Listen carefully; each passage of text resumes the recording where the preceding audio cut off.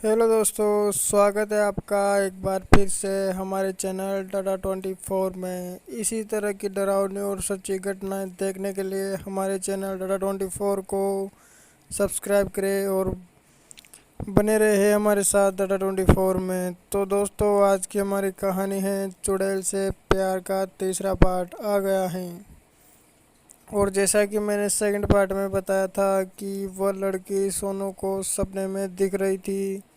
अलग अलग जगहों पर सोनू को महसूस कर रहा था, जहां वह कभी गया ही नहीं था। लेकिन अब तक सोनू को लग रहा था कि वो उस लड़की से दिल लगा बैठा है, इसलिए उसके साथ ये सब हो रहा है। इससे आगे की घटना शुरू करते हैं सोनू की आवाज़ में। हाँ तो दोस्तों, मैं सवेरे उठा और तैयार होकर कंपनी गया। काफ़ी दिनों बाद मैं कंपनी गया हुआ था, तो सभी वर्कर्स ने मुझे नमस्ते किया। मैं कंपनी के अंदर एंटर हुआ और अपना काम देखने लगा। और दिन में कहीं अकेला होता तभी उसी लड़की के ख्वाब आ रहे थे और उस लड़की को अपने बहुत करीब महसूस कर रहा था। लेकिन मैं सोच रहा था कि अब टाइम निकल चुका है, अब बार बार उसको याद करके अपना टाइम ख़राब करने में कोई मतलब नहीं है। और ट्रेन में हुई उन सब बातों को मैं इग्नोर करने की कोशिश कर रहा था, लेकिन ये मुझसे हो नहीं पा रहा था। पता नहीं क्यों मेरे ऊपर क्या जादू कर दिया था उसने, लेकिन मैंने इस बात को मेरे तक ही सीमित रखा। मेरे दोस्तों को भी मैंने मेरे इस प्रेम जाल के फंदे के बारे में कुछ नहीं बताया, क्योंकि मैं जानता था कि वो लोग मुझे तसल्ली देने के बजाय मेरा ही मजाक बनाएंगे, ये बोलकर कि सोनू यार कितना ढीला है रे तू, लड़की तेरे साथ इतनी अटैच हुई लेकिन तू फिर भी कुछ नहीं कर पाया, बेवकूफ़ कहीं का। वो लोग मुझे वैसे भी ताने देते थे कि सोनू अब तो शादी कर ले, इसलिए मैंने मेरे किसी भी दोस्त को यह बात नहीं बताई। और मैं इसी घुटन में अपना समय व्यतीत कर रहा था। लेकिन थोड़ी देर बाद मेरे पास मेरा एक दोस्त संजीव आया। वह मुझसे बोला, अरे क्या बात है सोनू, आज बड़ा किसी के ख्यालों में खोया हुआ है, घर वालों ने कहीं रिश्ता पक्का कर दिया क्या? तो आया जब से ही मुझे तो कुछ समझ नहीं आ रहा तेरा। सोनू मुझे तो बता यार, आखिर बात क्या है। संजीव मेरा काफ़ी करीबी दोस्त था, तो मैंने सोच ही लिया था कि यार संजीव को उस लड़की के और मेरे हालात के बारे में बता ही देता हूँ। फिर मैंने संजीव से कहा, यार संजीव मुझे किसी से प्यार हो गया। संजीव पहले तो हंसा और फिर बोला, सोनू प्यार, वो भी तुझ जैसे सज्जन पुरुष को, ये सब इस जीवन में तो नामुमकिन था यार। तुम हम सबको तो हमेशा लेक्चर देता रहता था कि ये सब अच्छी बात नहीं है, लेकिन आज तो खुद ही फिसल गया। सोनू ये सब कब हुआ और कैसे, किसके साथ हुआ, ज़रा बताएगा मुझे भी? मैंने कहा, हाँ हाँ संजीव, सब कुछ बताऊंगा तुझे, तू थोड़ा सब्र तो कर यार, अभी इतनी भी क्या जल्दी है, कहानी लंबी है, 10-5 मिनट में ख़त्म होने वाली नहीं है। छुट्टी होने के बाद बाहर कहीं बैठ कर तुम्हें मैं उस रात क्या हुआ था सब कुछ बताऊंगा। संजीव मुझसे फिर पूछता है, सोनू तुमने रात भी बिताई थी उस लड़की के साथ? मैंने कहा, मुझसे फिर पूछता, अरे नहीं यार बाबा, ऐसा कुछ नहीं है, मैं बाहर तुमको सब कुछ बताऊंगा, ओके? संजीव कहता है, ठीक है सोनू, मैं भी अब अपना काम देखता हूँ। शाम हुई, हमारी छुट्टी हुई, हम बाहर निकले तो संजीव मेरे बुलाने से पहले ही मेरे पास आ गया, क्योंकि वह मेरी लव स्टोरी को सुनने के लिए बहुत ज़्यादा एक्साइटेड था। हम दोनों दोस्त पैदल चल ही रहे थे कि सामने एक दुकान से दौड़कर संजीव सिगरेट का पैकेट ले आया और 2 सिगरेट जला ली, एक मुझे दे दी और एक को खुद पीने लगा। रात 8 बजे हमारी कंपनी की छुट्टी होती थी और 8 बजे अंधेरा हो जाता है। हम दोनों दोस्त सिगरेट पीते हुए चल रहे थे। हम दोनों के रूम थोड़े पास पास ही थे।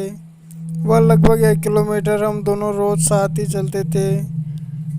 मैंने अपनी ट्रेन की लव स्टोरी संजीव को सुनानी शुरू कर दी थी और उस रात ट्रेन में लड़की के मेरी तरफ एक एक रिएक्शन को मैं संजीव को बहुत ही बारीकी से समझा रहा था।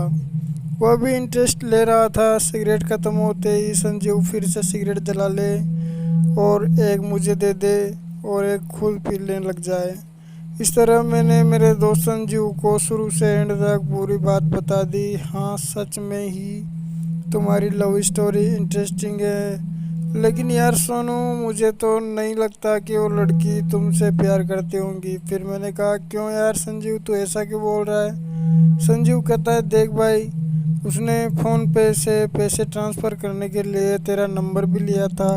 अगर ट्रांजैक्शन फॉल्ट भी हो गया था तब भी वह तेरे नंबर को फ़ोन पे से निकाल कर कॉल कर सकती थी, लेकिन अब तक उसने ऐसा कुछ नहीं किया। मैंने कहा, हाँ यार संजीव, वो भी सही है। कम से कम फ्रेंडशिप के बहाने तो वो मुझे कॉल कर देती। फिर संजीव कहता है कि वही तो यार सोनू, भूल जा उसे अब एक रंगीन सपना समझकर। उसके चक्कर में अब अपना वक्त बर्बाद करने में कोई फ़ायदा नहीं है। मैंने कहा, हाँ यार संजीव, बात तो तू सही कह रहा है। ऐसे बातें करते हुए हम चल ही रहे थे। हमें हमारे रूम तक जाने के लिए बाज़ार से होकर निकलना पड़ता था।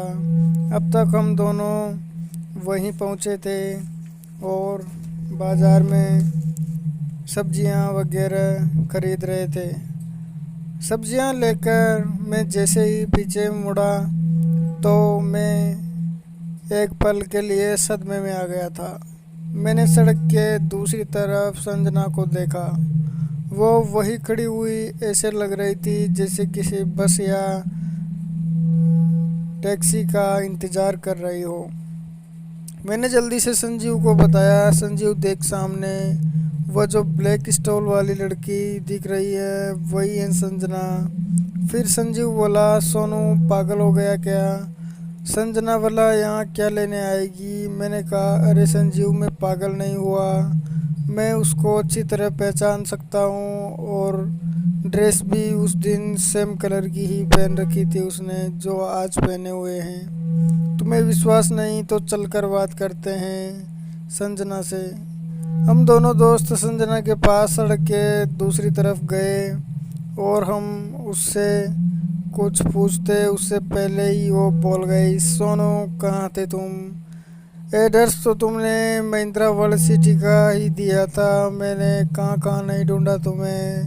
मुझे संजना मुँह से ये सब सुनकर खुशी भी हो रही थी और आश्चर्य भी।